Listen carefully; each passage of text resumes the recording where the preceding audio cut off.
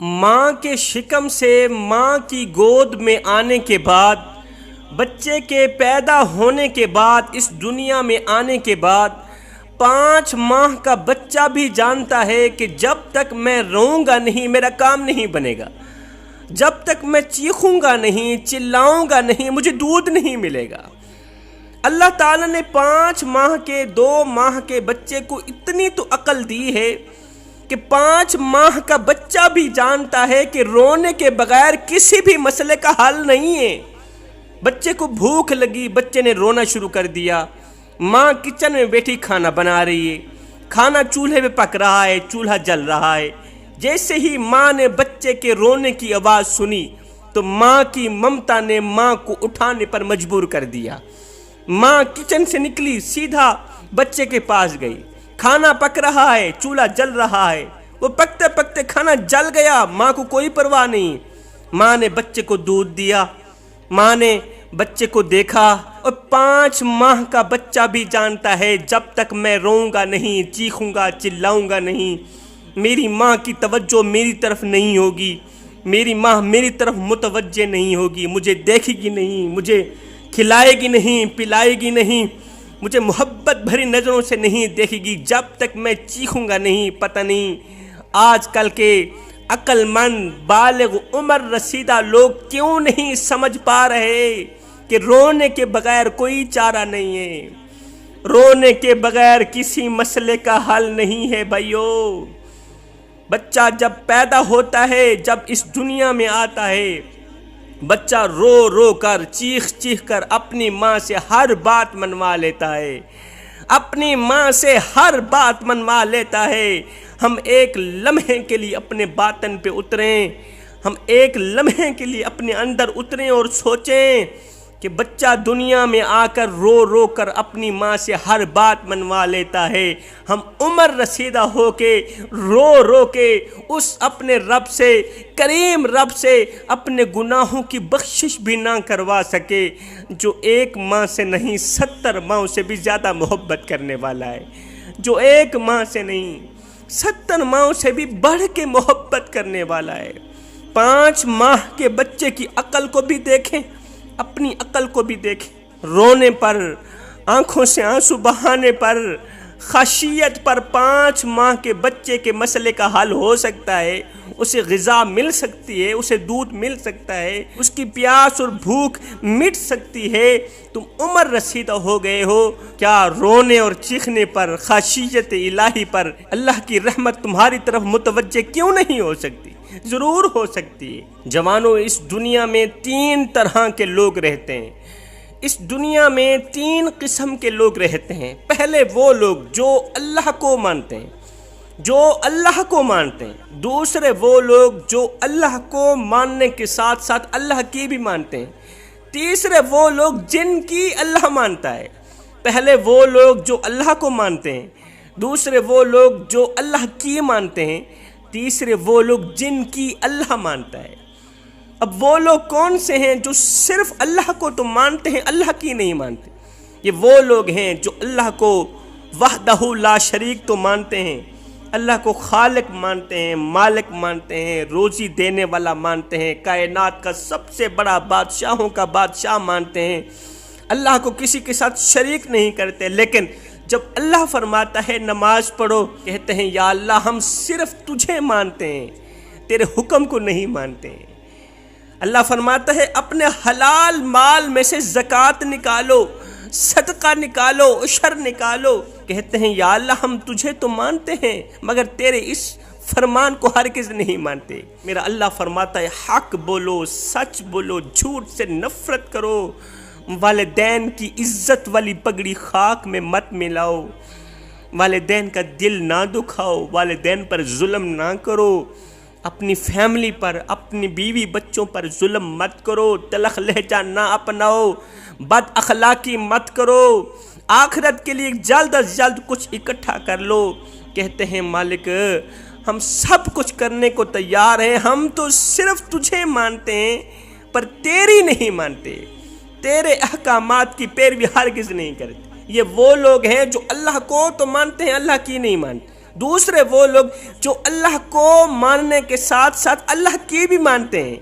اللہ فرماتا ہے نماز پڑھو، سارے کام کاج چھوڑ کے جب نماز کا وقت آتا ہے اللہ کے حضور کھڑے ہو جاتے ہیں۔ اب تیسرے وہ لوگ جن کی اللہ مانتا ہے، اللہ اکبر، یہ وہ لوگ ہوتے ہیں جو بیٹھے زمین پر ہوتے ہیں، ان کا تذکرہ عرش بری پہ ہو رہا ہوتا ہے۔ ساری کائنات اللہ کا ذکر کرتی ہے، ساری کائنات اللہ کا ذکر کر رہی ہوتی ہے، ایک اللہ ہوتا ہے جو اپنے اس بندے کا ذکر کر رہا ہوتا ہے۔ یہ بندہ بیٹھا زمین پہ ہو رہا ہوتا ہے، اس کا چرچا عرش بری پہ ہو رہا ہوتا ہے۔ یہ جہاں جہاں جاتا ہے، جس مٹی کے اوپر یہ قدم رکھتا ہے، مٹی اس کے قدم چومتی ہے۔ اللہ تعالیٰ کے نوری فرشتے اس بندے کی مغفرت کے لیے دعائیں مانگتے ہیں۔ آخر یہ لوگ ہیں کون کون سے؟ یہ وہ لوگ ہیں جو دنیا میں 3 کام سر انجام دیتے ہیں۔ وہ 3 کام کون کون سے ہیں؟ نمبر 1، ہر وقت ہر گھڑی اللہ تعالیٰ کا شکر ادا کرتے رہتے ہیں۔ شکر کا لفظ ہر وقت ان کی زبان پہ جاری رہتا ہے۔ یہ اس وقت تک کھانا نہیں کھاتے، اس وقت تک اللہ تعالیٰ کا دیا رزق ہرگز نہیں کھاتے جب تک یہ نماز نہیں پڑھتے، اللہ کے حضور سجدہ کر کے اللہ کا شکر ادا نہیں کرتے۔ وہ ایک اللہ کا ولی تھا، بزرگ تھا، اس کی آنکھوں کا آپریشن ہوا نا، تو ڈاکٹر نے کچھ دنوں کے لیے سجدہ کرنے سے روکا، نماز پڑھنے سے روکا کہ بابا جی آپ نے نماز نہیں پڑھنی، نماز پڑھو گے سجدے پہ جاؤ گے آنکھوں پہ بوجھ پڑے گا، وزن پڑے گا، کہیں آنکھیں خراب نہ ہو جائے، کچھ دنوں کے لیے تو نے نماز نہیں پڑھنی، اللہ کو سجدہ نہیں کرنا۔ یہ بابا جی گھر آئے، اس نے آتے ہی کھانا پینا چھوڑ دیا، نہ کھاتے ہیں نہ پیتے ہیں۔ ایک دن گزرا، کچھ نہیں کھایا کچھ نہیں پیا، دوسرا دن گزرا، کچھ نہیں کھایا کچھ نہیں پیا، تیسرے دن گھر والے بول ہی پڑے بابا جی ڈاکٹر نے تو آپ کو سجدہ کرنے سے روکا تھا، ڈاکٹر نے تو آپ کو نماز پڑھنے سے روکا تھا، کھانا کھانے سے تو نہیں روکا تھا، کھانا کیوں نہیں کھاتے؟ یہ سن کر بابا جی کی چیخ نکل گئی، رو کر کہنے لگا بیٹے جس مالک کو سجدہ نہ کر سکوں، جس اللہ کو سجدہ نہ کر سکوں، اس کا رزق کھاتے ہوئے مجھے شرم آتی ہے۔ یہ وہ لوگ ہیں اس وقت تک کھاتے نہیں پیتے نہیں جب تک اللہ تعالیٰ کا شکر ادا نہیں کرتے۔ فرمایا دوسرے وہ لوگ جو مال و دولت کے ہونے کے باوجود بھی، امیر ترین ہونے کے باوجود بھی، اقتدار رکھنے کے باوجود بھی، بڑا عہدہ سنبھالنے کے باوجود بھی، سرکاری کرسی ملنے کے باوجود بھی، جب یہ غریبوں میں بیٹھتے ہیں تو یوں محسوس ہوتا ہے جیسا کہ یہ غریب ہیں۔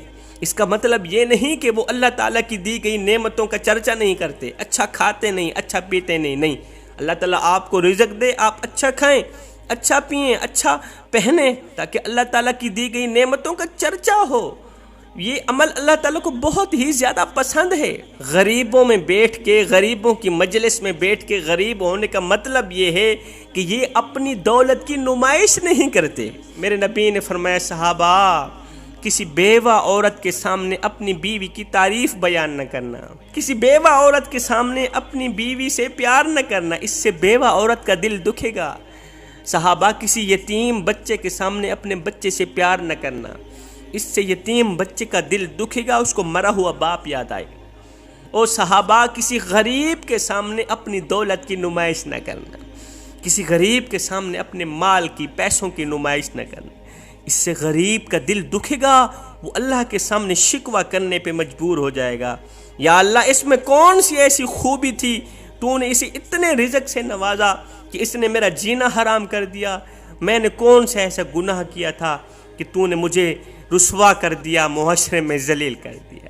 نہیں، کسی کو دکھ نہیں دینا، کسی کا دل نہیں دکھانا، کہیں ایسا نہ ہو کہ وہ اللہ کے سامنے تمہارا نام لے کر رو پڑے۔